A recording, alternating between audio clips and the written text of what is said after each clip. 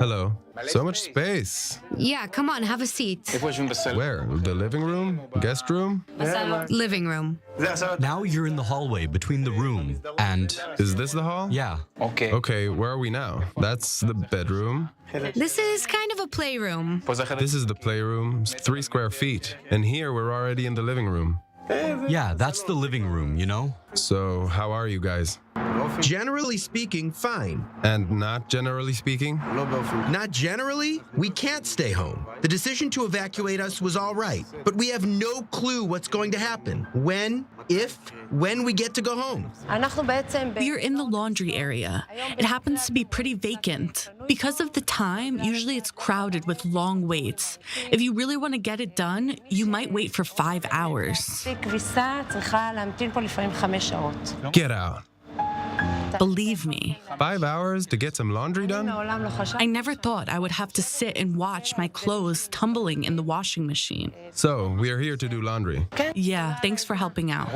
Of course. I'll iron and fold it later too. 5-star captivity. We have everything and we have nothing. We're together, supporting each other, helping each other out, raising each other up. But we aren't at work. We aren't at home. Not at our businesses. We don't know what's happening in our homes. We are. We are displaced people.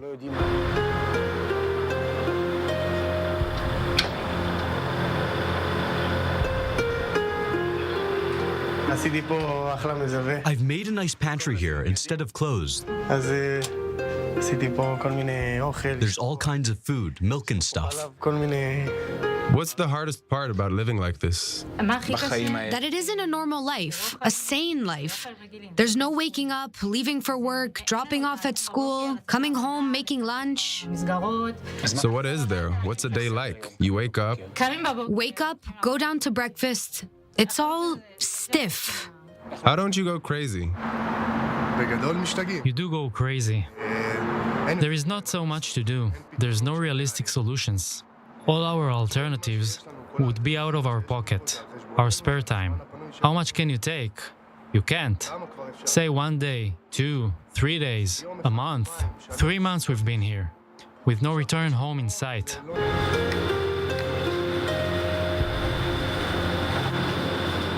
Tell me, how are you inside?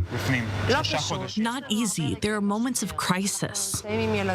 What's a moment like that? I have 2 grown boys that were on the verge of starting a business.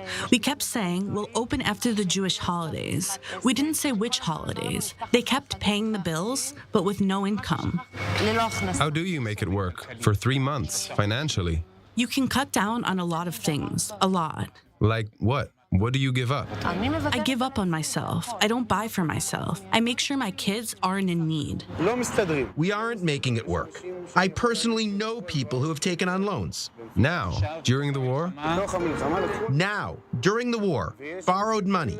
And some people aren't able to take a loan. They can't make it. How bad does it get in the day-to-day? It gets bad. We're in Jerusalem. It's cold here. We need winter clothes, especially the kids.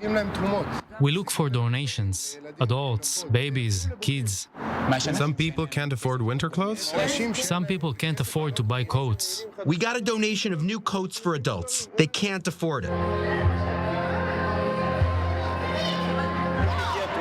Now a donation came in, so you know, people come searching. See what we can take. You left home with no clothes, nothing? Yes, just clothes for maybe a few days, you see? Anything you can. People, the unity of the public, it's strengthening. We see how much people are giving. This is all new. Even myself, I'm wearing new socks. Look, 3 to 4 months ago, you had such polarization in the people. Now look, they're giving it to you without asking, just take it. It's important to remember once this is all over. To keep that spirit. To keep it. Not to go back to fighting. Let it be so.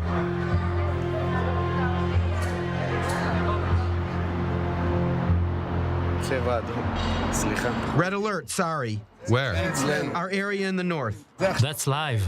That's in Shlomi right now. Why don't you turn the sound off? Anxiety. I have to know what's going on. I have a brother serving on the Lebanon border and another brother in Gaza.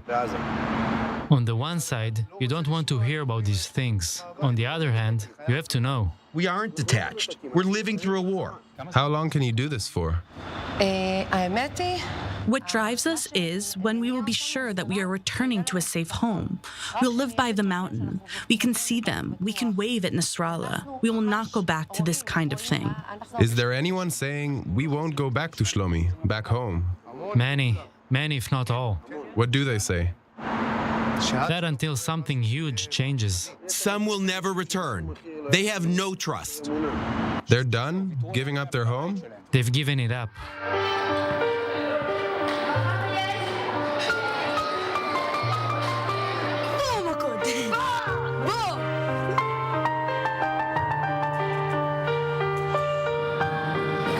What do you miss most? Privacy. I work in education. I never thought that the kids, the students, would see me in pajamas, see me getting mad at my kids, arguing with my husband, complaining.